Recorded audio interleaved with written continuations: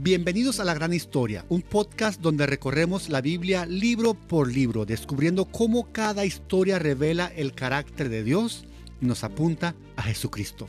En el libro anterior, David fue ungido como rey. Saúl, el rey que ocupaba el trono, lo persiguió.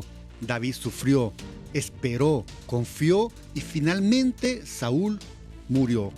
Pero ahora surge una pregunta: ¿qué sucede cuando el rey escogido por Dios finalmente llega al trono? ¿Será este el reino perfecto?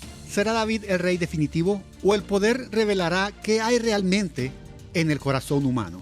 Y antes de continuar, debemos recordar algo importante. La historia de David no es la historia de un joven que salió de abajo y alcanzó el éxito por sus propias manos, su propia disciplina, carisma o habilidades militares. No es la historia de un hombre extraordinario, es la historia de un Dios extraordinario. Cuando David enfrentó a Goliat, no habló de su talento, no habló de su estrategia, no habló de su valentía, habló del Dios viviente. Acompáñame ahora a la historia del Dios que establece un reino eterno. En 2 de Samuel veremos algunos de los acontecimientos más importantes de toda la historia bíblica. La coronación de David como rey sobre Israel, la conquista de Jerusalén, el traslado del Arca del Pacto a la ciudad de David, el establecimiento del pacto davídico, la promesa del trono eterno, el pecado de David con Betsabé, la confrontación del profeta Natán, la rebelión de Absalón y la promesa de un rey perfecto que un día vendría de la descendencia de David para gobernar para siempre. Después de la muerte de Saúl, David lloró. No celebró la caída de su enemigo. No se alegró de la tragedia de otro hombre. Lamentó la muerte de Saúl y Jonatán, porque un corazón conforme al corazón de Dios no se alimenta de la venganza. Con el tiempo, Dios exaltó a David. Primero reinó sobre Judá, después sobre todo Israel y finalmente conquistó Jerusalén, la ciudad que llegaría a ser la ciudad de David. Lo que Dios había prometido años antes comenzó a cumplirse, porque cuando Dios hace una promesa, el tiempo nunca la debilita.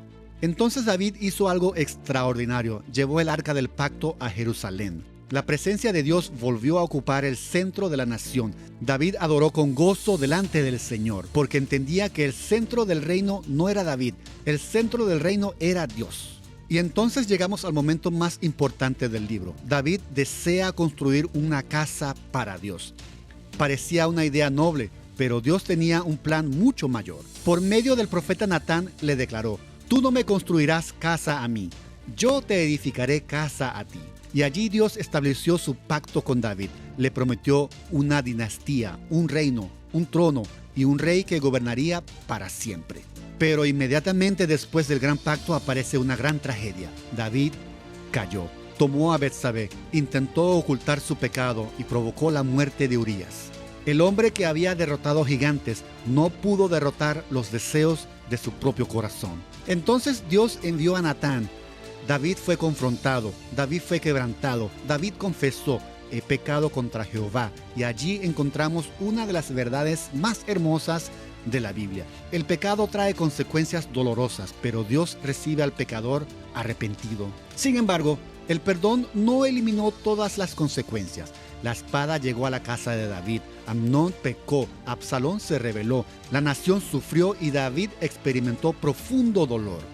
Porque el pecado nunca permanece aislado, siempre deja cicatrices. Absalón intentó arrebatarle el reino, David huyó de Jerusalén. El rey ungido volvió a convertirse en un rey rechazado. Pero Dios no abandonó su promesa, la rebelión terminó, el reino permaneció y el pacto siguió firme, porque la fidelidad de Dios es más fuerte que la infidelidad humana. Al final del libro, David vuelve a fallar. Ordena un censo motivado por su orgullo y el juicio llega sobre la nación. Pero una vez más aparece la misericordia. David ofrece sacrificio. La plaga se detiene y el lugar donde el juicio fue detenido se convertiría en el lugar donde más tarde sería levantado el templo. Así termina el segundo libro de Samuel, no con la perfección de David, sino con la fidelidad de Dios. Porque la esperanza de Israel nunca estuvo en David, la esperanza siempre estuvo en el Dios de David. Y como toda la Biblia, 2 de Samuel nos conduce a Jesucristo. En este libro Dios promete un hijo, promete un reino, promete un trono y promete que ese reino permanecerá para siempre. Desde ese momento, toda la esperanza de Israel queda ligada a la casa de David. Pero casi inmediatamente descubrimos algo sorprendente. David no puede ser ese rey prometido. El hombre que recibió el pacto también es el hombre que cayó en adulterio. El hombre que recibió el reino también necesitó misericordia. El receptor de la promesa no podía ser el cumplimiento definitivo de la promesa. Y eso obliga al lector a mirar más allá de David, a esperar a otro rey, uno mayor, uno perfecto. Y durante siglos la línea de David parecía estar constantemente en peligro. Pecado, traición, rebelión, juicio. Y sin embargo, Dios preservó la dinastía porque la llegada del Mesías no dependía de la fidelidad de David, dependía de la fidelidad de Dios. Al final del libro, David ofrece sacrificios para detener la plaga, pero aquellos sacrificios jamás podían quitar el pecado definitivamente. Solamente apuntan hacia un sacrificio mayor. Jesucristo no vino simplemente a ofrecer un sacrificio, vino a convertirse en el sacrificio. El rey prometido se entregó por su pueblo. David trajo sufrimiento sobre el reino por causa de su pecado. Jesús sufrió para salvar a su pueblo del pecado. David necesitó un sustituto. Jesús se convirtió en el sustituto. David recibió la promesa de un trono eterno. Jesús es el rey que vive eternamente para ocuparlo. El pacto que comenzó en 2 Samuel encuentra su cumplimiento definitivo en Jesucristo, el verdadero hijo de David, el rey prometido, el rey que nunca fallará. Si recuerdas una verdad de este libro, que sea esta: las promesas de Dios nunca fracasan, ni el pecado de David, ni las rebeliones de sus hijos, ni los enemigos de Israel, ni el paso de los siglos, nada podía detener el plan de Dios.